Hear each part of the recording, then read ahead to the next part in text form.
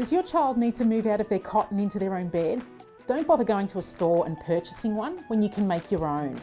Let's go from a mattress on the floor to a bed that's fit for a king or a queen. These are all the tools and materials required to make this great kids framed bed and bed head. If you know your bed size and do all your measurements prior to starting, you can get all your cuts done at Bunnings before you even start. The only thing you'll have to do yourself is the more intricate cuts. There are three main parts to build. You've got your inner support that needs to be built for the mattress, then you've got your outer hardwood box, and then the bed head. We're going to start with our inner support for the mattress, so we're going to use our pre-cut pieces of timber to start making the frame. Lay out the framework and ensure the end slats are positioned like this. The rest of them will be this way. For even spacing, the easiest thing to do is use one of the slats that have already been pre-cut. Now all that's left to do is pre-drill and fix your slats together. The best way to make sure that there's even spacing on either side is to use an extra slat right along the whole length. The feet of the bed are going to be made out of this 45 by 90 hardwood. We're going with a stylish design, which I'll show you how to do. Here are 2 feet that we've already pre-done.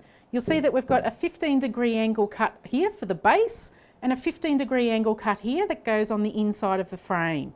We've also got a 0 to 45-degree taper. This one needs to be done with a circular saw. When they've both been cut, they'll be a mirror image to each other. Cut your first 15-degree angle, and from there you need to measure your desired length, allowing a little bit more so it can be clamped down. Now we need to mark out the 0 to 45mm taper. Now fix the feet to the inner frame. Now we're going to make the outer frame with the hardwood. When you measure out for the frame, make sure you allow enough for the headboard. At the end of the bed, there'll be a 45-degree miter cut to give it a neater finish. At the top end of the bed, where the bed head is going, that's going to be a butt joint. Now we need to fix off the outer hardwood frame with a fixing gun, ensuring that your miter joins are flush with each end. Don't worry about this gap at the end, it's allowing for the headboard. Now it's time to make the bed head. We're using a hardwood timber because it has a much nicer look and finish to it. We're going with a double-edged frame, so we're going to start with the inner frame to begin with that will make room for the dowels. You can make your bed head as high as you like.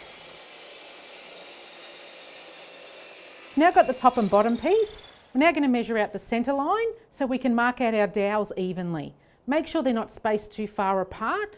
Being a bed for a child and for safety reasons, you don't want them getting their heads stuck. So make sure that you just check the Australian standards to make sure you get your spacing correct. I'm now transferring the marks. The spacing does need to be exact on both the top and bottom, otherwise they won't line up properly. Secure your hardwood to the bench to make sure that there's no movement while you're using your spade bit to create the recesses for the dowels to go into. Fix the dowels into the recesses by using a fixing gun. Fix the sides, which will complete all of your inner frame. So now it's time to fix the outer edging. As you can see, the outer frame is going to fit nice and snugly around the inner frame.